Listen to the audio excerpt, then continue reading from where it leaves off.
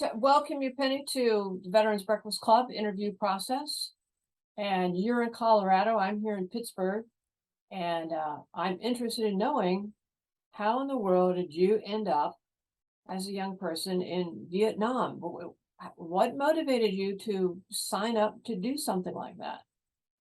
I had a wonderful career counselor at Sonoma State in Northern California, and we looked into the Peace Corps, but they wanted, I didn't mind the 2-year commitment, but they wanted languages, and I'm not very good with languages. Hmm. So she found out about the Red Cross Donut Dolly program, both in Korea and Vietnam.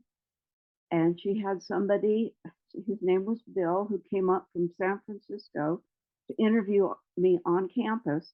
And I said, wow, yeah, I think that's something I could do. I would be interested in. I was at Sonoma State this was in 69. So there was a lot of anti-war protests and such going on. And I wasn't really for the war, but I wasn't really interested in the anti-war protests because I thought they were very chauvinistic, and I didn't like the way they treated some of my friends who were women that participated. Hmm. So I said, okay, and I speeded up my studies. So I graduated in December of 69 and was in Vietnam by March of 70. Ah, well, did they train you for something? There was two, two, No. 2 weeks of quote training in Washington, D.C., where we got our IDs, got our uniforms, put all the patches and pins on our uniforms, then shots, learned military protocol, how to decide on rank, how do you tell what rank somebody is from enlisted to officer, how it was important we didn't date married men, we didn't drink in uniform, and we were to behave like ladies. Uh-huh. And it was going to be on the job training. And that was pretty much it. Oh, wow. My goodness. That sounds Yeah. like a lot to me. Well, I don't know that they could have, quote, trained us for what we would really experience, but it was basically throw you into the fire and see how you did. Right. Okay. So where were you in Vietnam?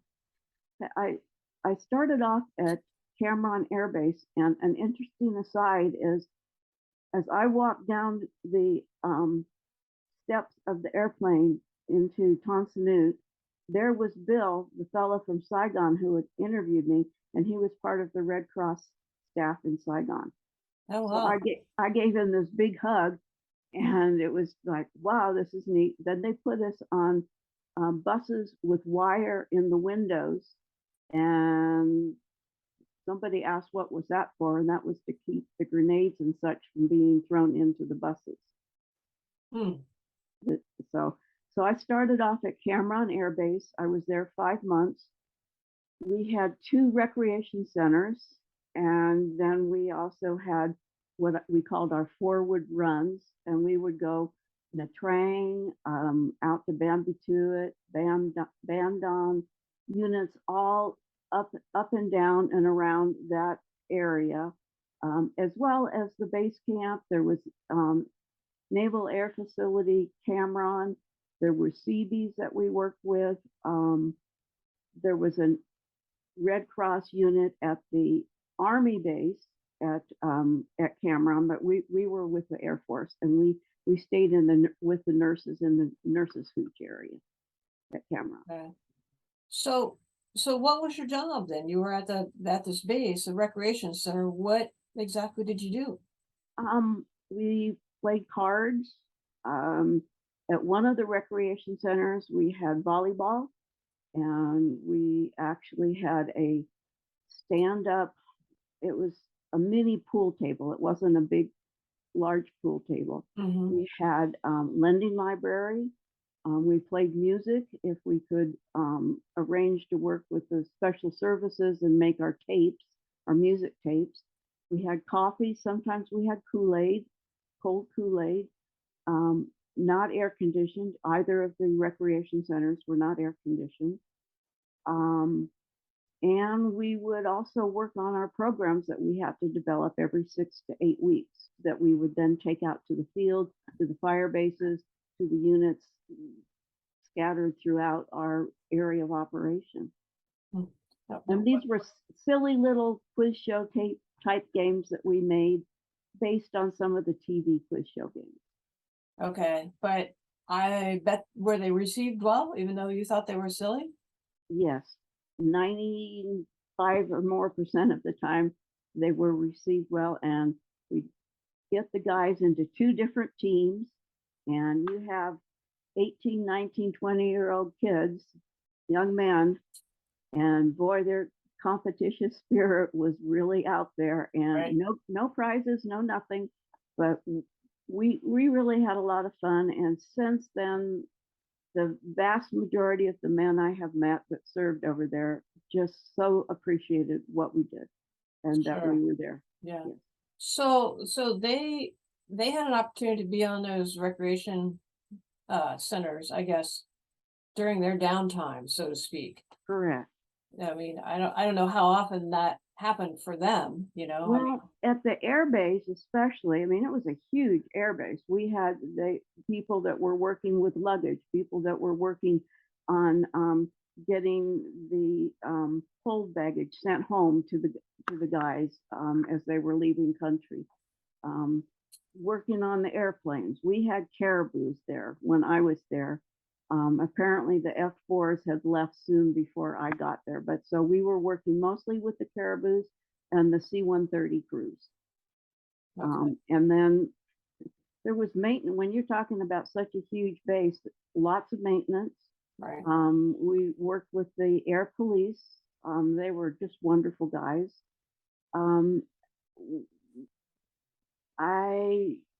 I couldn't really tell you all of the various jobs that these guys had, but yeah, downtime, and they came in to have some Kool-Aid and maybe some coffee and to sit and talk to us as we played cards and just kind of sat around and talked.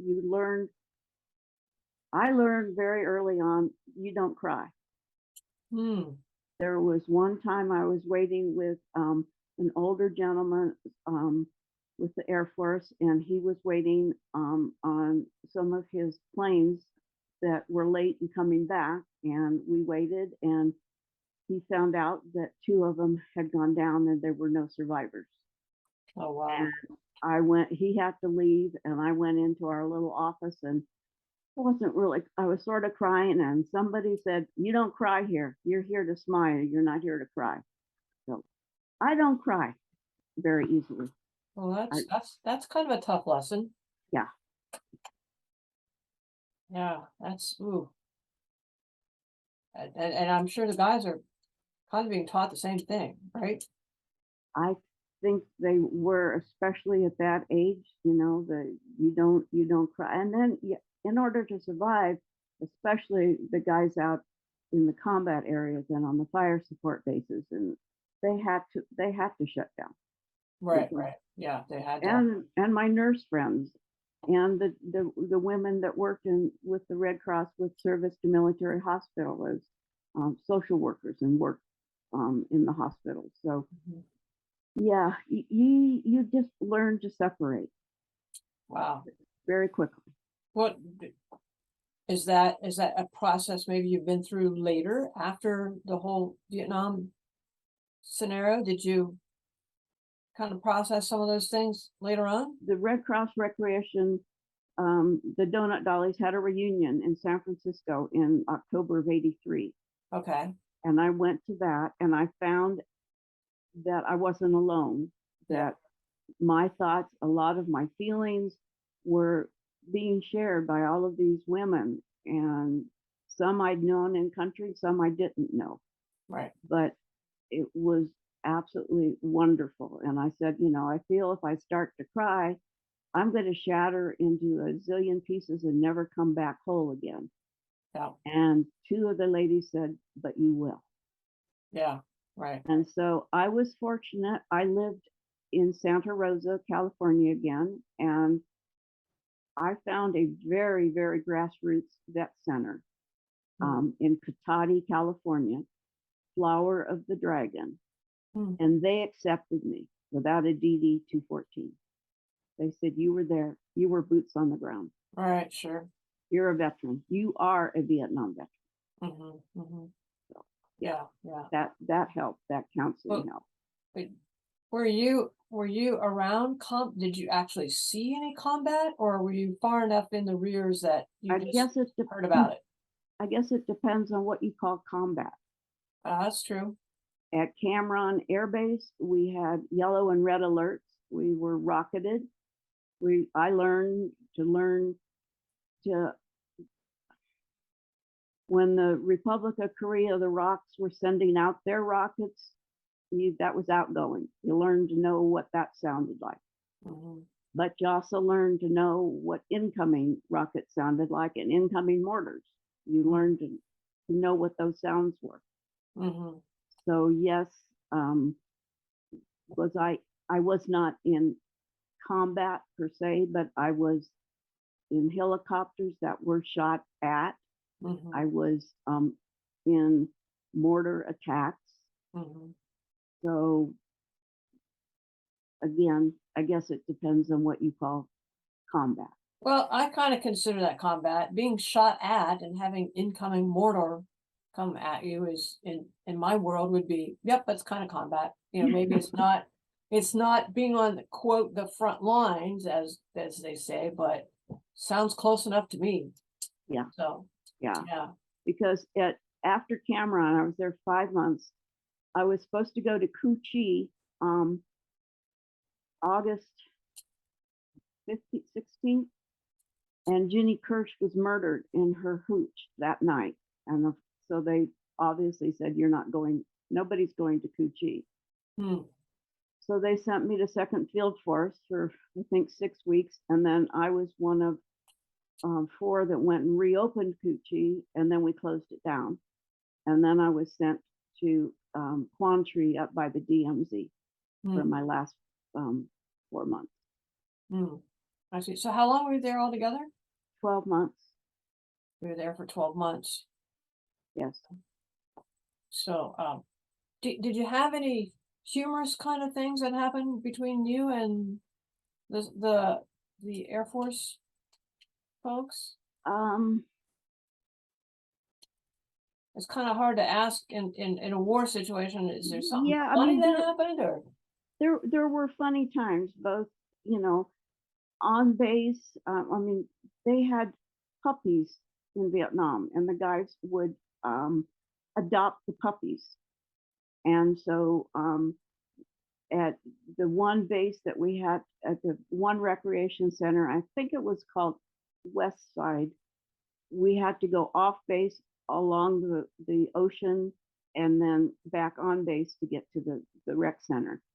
And there was one guy that had a puppy, and he always brought the puppy to the rec center, which was just a little bit of light bit. Sure. And there was a cat at the nurses' quarters at Cameron, a little Siamese cat, and I'm a Siamese cat person. Okay. So that was a touch of home for me.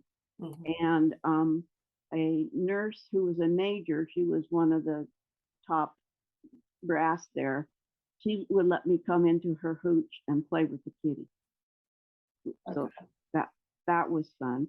And then we would have, well, one time, where was it? At 2nd Field Force, which was with, that was at Long Bend. So that was with the 199th and 11th Armored Cav mostly.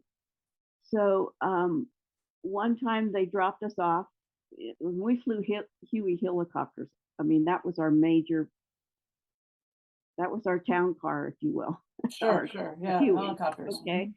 So they dropped us off, and some guys came to meet us down a road, and the chopper took off, and I was carrying our prop bag, which was actually a big OD map case, but we put our props in it, our games, and it acted as a sail as the chopper took off. and I was blown into this big mud puddle, face down. Oh, no.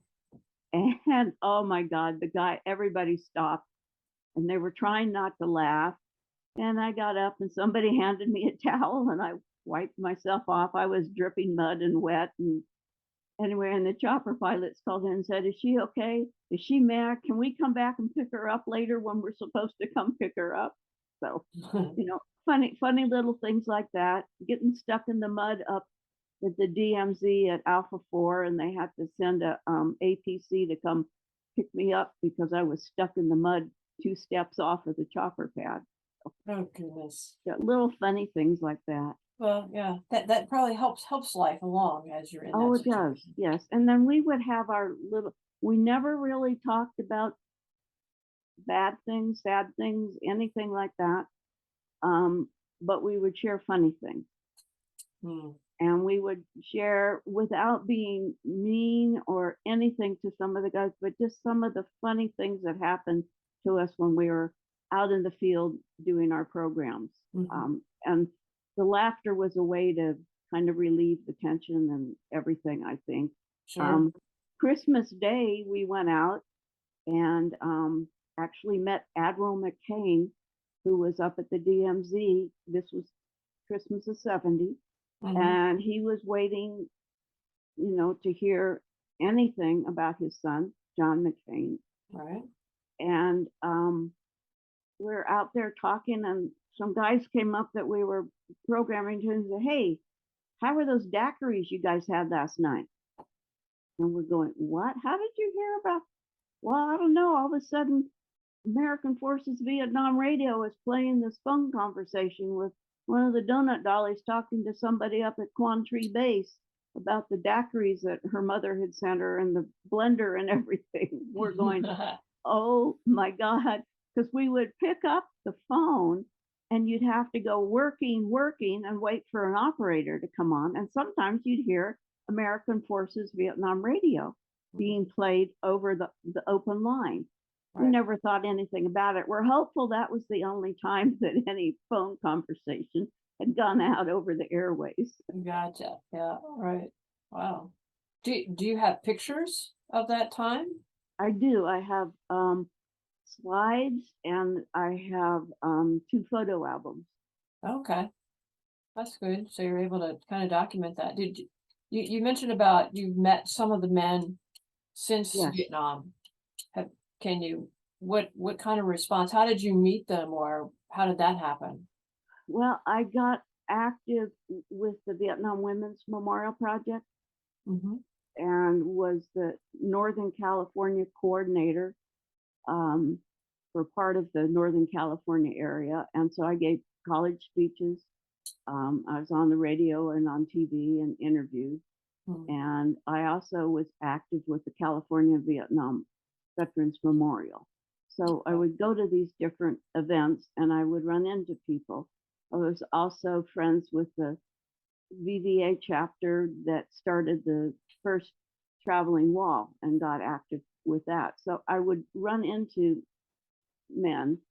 My first experience was back in the mid 70s when a friend of mine, she worked for Girl Scouts, I worked for Campfire Girls, and we were eating and a friend of hers came over to say hi and she said, "Oh, I want to you were in Vietnam, I want to introduce you to Penny. She was a donut dolly." And I'm going, "Cringe." And he said, "Oh my God," he had tears in his eyes and he came up, "Can I give you a hug? I didn't know how to thank you over there." So that was my first real positive because learned very quickly you never talked about being in Vietnam. You could clear out a room so quickly in the 70s about talking about having been in Vietnam. Right. Yeah. I mean, I was told that I was a traitor to my generation for having gone to Vietnam. Oh, wow. Now, I didn't have the experience that some had with the hateful speech, and though that was not good, but the, throwing of items as such at the Vietnam veterans. And I met several that had that happen to them. So it's not just an old wives' tale.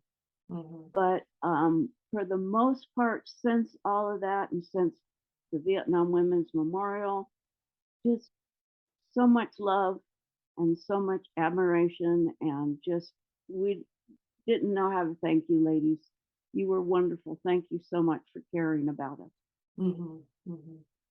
Yeah, yeah, I can remember. So at what point did you think it was okay to start talking about Vietnam? If you Mid spent a 80s, year there, 1970, and then in the 70s, you 71, yeah, beg your pardon?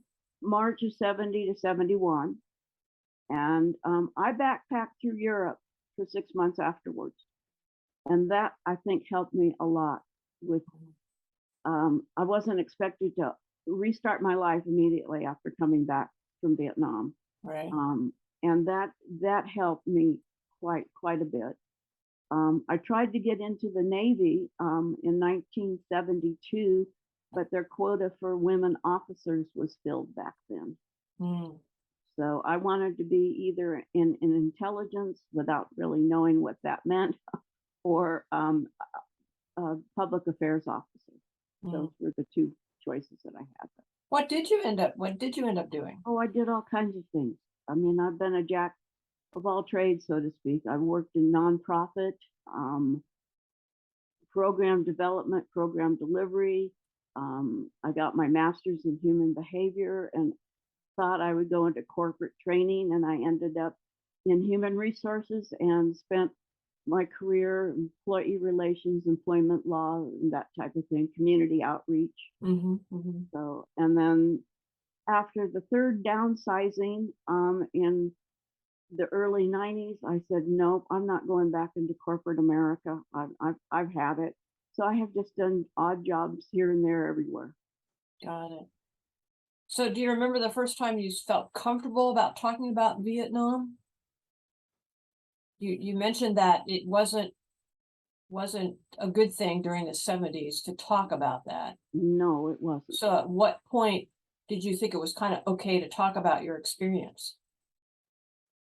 I think after I started counseling in 84, in 1984, and then being involved with veterans outreach through my job, um, and then speaking out in TVs, and um, I was in a book, A Piece of My Heart by Keith Walker, a story of 26 women who served in Vietnam. Mm. And that was when I was still dealing with my post-traumatic stress. And I don't call it disorder because it's not. It's a normal reaction to a very abnormal situation. Mm-hmm. So I don't consider post-traumatic stress a disorder whatsoever. And then I was in a program, PBS program, filmed in Madison, Wisconsin, I think in 80, 85, 86. And it was a program for Vietnam veterans and everyone else who should care. And I was one of two women veterans who was a speaker there. And that that really helped. And I had a very supportive group of coworkers and even top management where I worked up in Santa Rosa. And that was extremely positive right there. Did the American Red Cross have any kind of program No, post-Vietnam? No? none other than the World War II people, mostly the ladies, got a program together, and it's now called American Red Cross Overseas Association, and it's for anybody who had served overseas with the American Red Cross. Uh-huh. And so now we are the ones carrying the banner for that. And the Donut Dollies from Korea as well. And the program totally ended in, I think it was September of 72, the Donut Dolly program, both in Korea and in Vietnam. So through the American Red Cross Overseas Association, we have really connected, reconnected, and supported each other. Mm-hmm. Mm-hmm. Did you have any kind of recognition from the American Red Cross? No, not particularly. No, Like, yeah, the veterans get medals. Yeah, I just wondered if. we got something from the Department of Defense. It's a civilian service medal.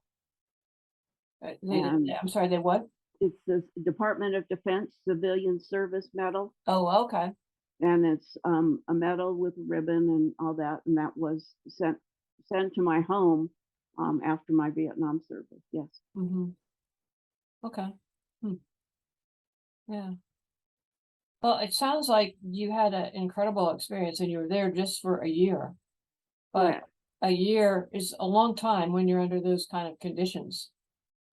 And I'm just trying to think here. I for one, I'm of the Vietnam generation, so I applaud you and thank you for going and volunteering in Vietnam during that time.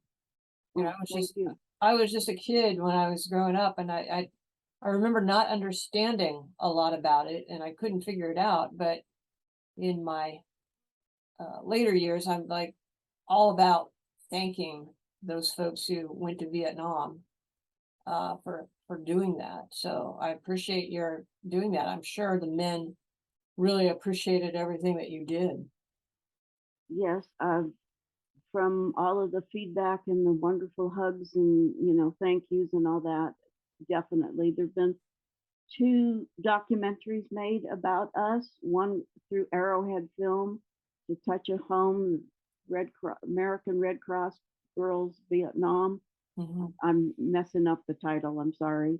And then another one was just finished, and it's the Donut Dolly documentary about two donut dollies, and they went back to Vietnam. The son is a videographer, and it was a long, long time, I think 6, 7 years to put together, but it's won documentaries as well. So our story is being told, which is good, but we have to also remember how many other women served in Vietnam. I mean, military women, from your nurses to your anesthesiologists, Sure.